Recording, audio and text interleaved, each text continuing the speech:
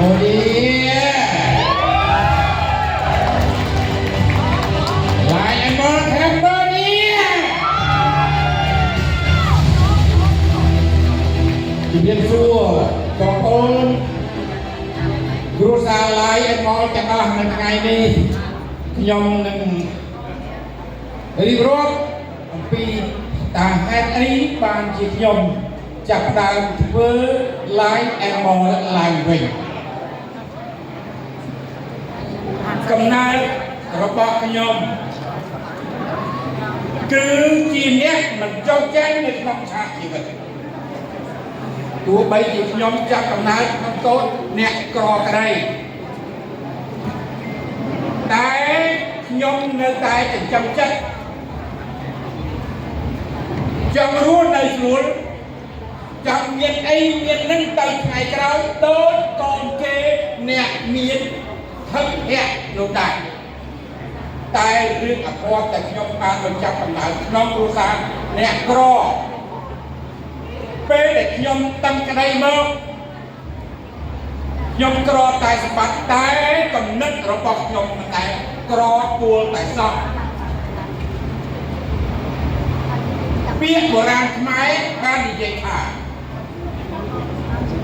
គំនិតគឺជាអ្នកឲ្យកំណើតគំនិតមិនកើតកំណើតជាអត់មាន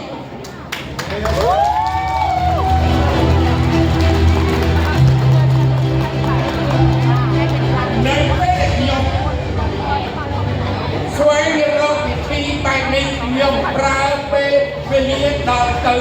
28ឆ្នាំឯណោះនៅពេលដែលខ្ញុំចាប់ផ្ដើមការងារវិស័យនេះវិញ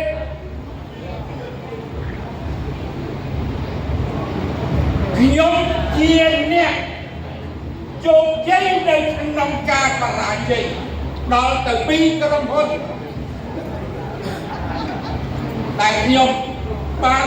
ប្រឡូកក្នុងវិស័យនេះនេះព្រោះនៅពេលដែលខ្ញុំចាប់ផ្ដើមធ្វើនៅធ្វើនេះឯងខ្ញុំបានប្រាប់ខ្លួនឯងថាខ្ញុំឈប់លំបាកហើយខ្ញុំឈប់ក្រហើយខ្ញុំមានបានដូចគេដូចឯងរស់នៅបានស្រួលប៉ុន្តែអកុសលដោយខ្ញុំមិនចេះមិនដឹងអំពីនេះឬខ្ញុំក៏ចាប់ផ្ដើមធ្វើនេះឬតែជួបការបរាជ័យនោះធ្វើឲ្យខ្ញុំមានការឈឺចាប់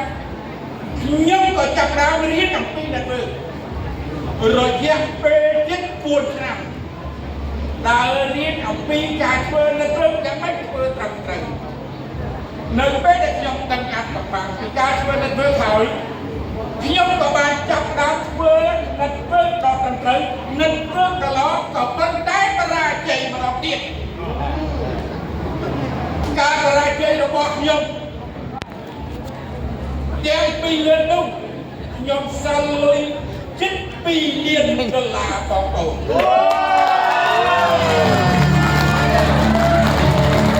ប៉ុន្តែយើងធ្វើចាំដល់ហើយខ្ញុំមិនអាចគាត់ឡាតែមកសោយសុខនៅក្នុងកំណត់ទុកបងប្អូនដែលចូលរួមអាជីពជាមួយខ្ញុំបានទេនៅក្នុងកិច្ចដែលខ្ញុំកំពុងតែចំណេញលុយរាល់ថ្ងៃអូតូម៉ាទិកដោយសារតែវាមានបញ្ហាកើតឡើងរឿងក្រុមហ៊ុនតែរំលោភបំពានមកលើយើងសពបែបសពយ៉ាងខ្ញុំតតាំងរហូតដល់7ឆ្នាំតែចេញដោយអត់ស្ដាយប្រណាស់ក្នុងលក្ខណៈដែលយើងកំពុងតែចំណេញលុយរាល់ថ្ងៃ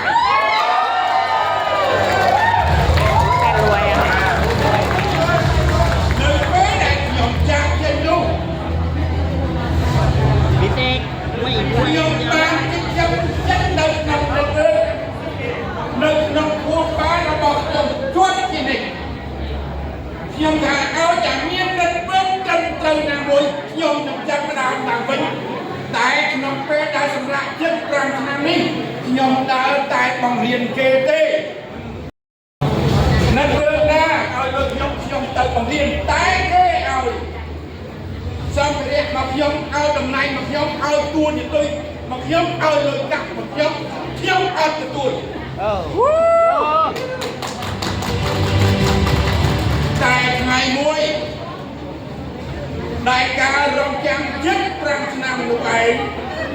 មានលោកយ៉ែងផល្លាក៏បានផ្ដល់ឱកាសនេះមកខ្ញុំដែលពួកខ្ញុំកំពុងតែខិតនៅក្នុងភាពអបអួរកំពុងតែច្របូកច្របល់កំពុងតែស្គួតនឹងបង្វេងរឿងនឹងមើលនេះឯងផល្លាក៏បាននិយាយថាបងមានក្រុមហ៊ុនមួយនេះល្អណាស់មានคนแปลได้ពេលដែលខ្ញុំកំពុងតែបង្រៀនគេថាល្អเด็กแปลได้ផល្លាក៏ថាបងមកស្ដាប់គ្នាពេលដែលជួបគ្នាកំពុងតែរវល់ខ្ញុំក៏បោះបង់រវល់ឯងមកជួបគាត់និយាយគ្នាតែ48នាទីយើងក៏សម្រេចចិត្ត